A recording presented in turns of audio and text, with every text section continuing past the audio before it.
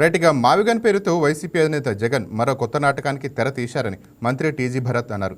జగన్కు కమెడియన్గా బ్రహ్మాండమైన భవిష్యత్తు ఉందని ఎద్దేవా చేశారు. ప్రజా సంక్షేమమే ధ్యేయంగా కూటమి ప్రభుత్వం పాలన అందిస్తోందని అన్నారు. గత ప్రభుత్వ అరాచకాలకు ప్రజా దర్బార్కు వస్తున్న అర్జీలే నిదర్శనమని అన్నారు. భూ తగాదాలు, భూ ఆక్రమణలకు సంబంధించిన అర్జీలే ఎక్కువగా వస్తున్నాయని, వీటిని వీలైనంత త్వరగా పరిష్కరించి అర్జీదారులకు న్యాయం చేస్తామని మంత్రి టీజీ భరత్ అన్నారు. అమరావతిని దేశంలోనే అత్యుత్తమ రాజధానిగా తీర్చిదిద్దడమే కాకుండా రాబోయే రోజుల్లో 20 లక్షల ఉద్యోగాలు కల్పిస్తామంటున్న మంత్రి TG Bharat face to face. ఈరోజు టీడీపీ మంగళగిరి ప్రధాన కార్యాలయంలో ఏర్పాటు చేసిన పీజీఆర్ఎస్కు సామాన్యులు చాలామంది రావడం జరిగింది.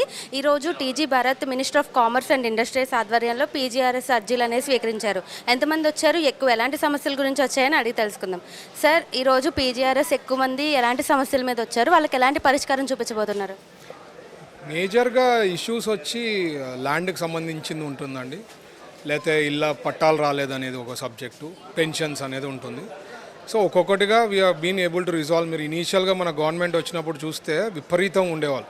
ఈరోజు చంద్రబాబు గారు వచ్చారు కాబట్టి ఎక్కువ మంది రావడం జరిగింది. యాక్చువల్గా అయితే ఇన్ బిట్వీన్ బాగా తగ్గిపోయింది అనమాట. సో లోకల్ ఎమ్మెల్యేస్ కానీ కలెక్టర్స్ కానీ వీఆర్ హ్యావింగ్ ఏ ప్రాపర్ మోడల్లో స్ట్రక్చర్ ఉందన్నమాట. ద మినిట్ ఏదన్నా ఇష్యూస్ వచ్చిందంటేనే పీజీఆర్ఎస్లో ఎక్కడము, దాని సొల్యూషన్ ఇచ్చారా లేదా, ఎన్ని సాల్వ్ అయినాయి, ఇదంతా డాష్ బోర్డ్ సీఎం గారి వరకు వెళ్ళిపోతాం కాబట్టి చాలా వరకు సమస్యలు తగ్గుతున్నాయి. Yes, there are issues, but అవన్నీ కూడా సాల్వ్ చేసే దాంట్లో మన ప్రభుత్వం ఉంది కాబట్టి, చంద్రబాబు గారు లాంటి లీడర్ ఉన్నారు కాబట్టి ఇవన్నీ సార్ట్అవుట్ చేయగలుగుతున్నారు. అందుకనే మీరు చూస్తే ఎవ్రీ వీక్ చంద్రబాబు గారు రావడము, నారా లోకేష్ గారు రావడము ఎక్కడ హిస్టరీలో ఉండదు. ఒకసారి గవర్నమెంట్ వచ్చిన తర్వాత ఇంకా 5 ఏళ్ళు చాలామంది వాళ్ళ సబ్జెక్ట్స్లో ఉండిపోతారు కాబట్టి, అట్లా కాకుండా చంద్రబాబు గారు కానీ లోకేష్ గారు కానీ ఇట్ ఈస్ వెరీ ఇంపార్టెంట్. కార్యకర్తలది కానీ ఇష్యూస్ కానీ తెలుసుకోవాలా, గ్రౌండ్ రియాలిటీ తెలుసుకోవాలని చెప్పే విషయంలో ఎవ్రీ వీక్ వస్తున్నారు. మంత్రులు కూడా అందరు రావడం జరుగుతోంది. మేము కూడా కలెక్టర్ గారితో కానీ ఎస్పీ గారితో కానీ కన్సర్న్ ఎమ్మెల్యేస్తో కూడా మాట్లాడి we're trying to resolve maximum much better than any other state అని నేను చెప్పగలుగుతాను. సార్, ఇప్పుడు అమరావతి రాజధాని తీర్మానం వచ్చింది. ఇప్పటి నుంచి మీ శాఖకు సంబంధించి డెవలప్మెంట్ అండ్ ఉద్యోగ అవకాశాలు ఎలా ఉండబోతున్నాయి? ఆల్రెడీ మా కమిట్మెంట్ వచ్చి 20 లక్షల ఉద్యోగాలు వితిన్ 5 years చేయాలనే ఉద్దేశంతో we have already committed and దాని తగ్గట్టుగానే పనిచేస్తున్నాం. మీకు ఐడియా ఉండి ఉంటుంది, 20 లక్షల ఉద్యోగాలు అని చెప్పడం జరిగింది. దాని తగ్గట్టుగానే ఇండస్ట్రీస్ అనుకోండి, అన్ని శాఖల కింద కూడా చూస్తే మనకి దాదాపు 10 లక్షల పెట్టుబడులు ఆల్రెడీ ఎస్ఐపిబి నుంచి క్యాబినెట్ నుంచి క్లియర్ కావడం జరిగింది. ఇది కాక ఎంఓయూస్లో దగ్గర 12 lakh crores plus investments MoUs చేసినాం. ఇవన్నీ ఇప్పుడు గ్రౌండ్ కావడం ఇంపార్టెంట్. అందుకనే వీఆర్ ఫోకసింగ్. గ్రౌండ్ అయితే నెక్స్ట్ వర్క్స్ జరుగుతాయి, ఆటోమేటిక్గా పనులు పెరుగుతాయి, అక్కడ ఇండైరెక్ట్ కానీ డైరెక్ట్ కానీ ఎంప్లాయ్మెంట్స్ అనేది పెరుగుతా పోతుంది.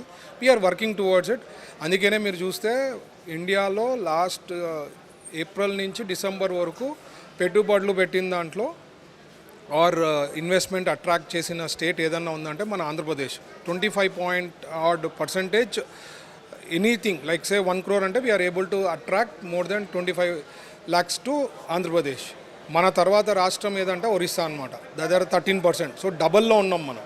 So this is all because again I'm telling you, it is all because of Chandrababu గారి లీడర్షిప్, నారా లోకేష్ గారి ఐడియాసు, స్ట్రాటజీస్తోనే we are able to achieve and much more. Whatever we have done MOUs అవన్నీ కూడా ground అయ్యే దాంట్లోనే we are reviewing every now and then. Collector గారికి కూడా access ఇవ్వడం జరిగింది. ప్రతి ఒక్కరికి ఏ డిస్ట్రిక్ట్లో ఏమేమి ఉన్నాయి, ఏవేవి ఎంఓయూస్ జరిగినాయి అవన్నీ కూడా ఫాలో అప్. సో 20 లక్షలే కాదండి, ఇంకా ఎక్కువ వచ్చేదానికి అవకాశం ఉంది. ఇవన్నీ గ్రౌండ్ కావడం అనేది మోస్ట్ ఇంపార్టెంట్.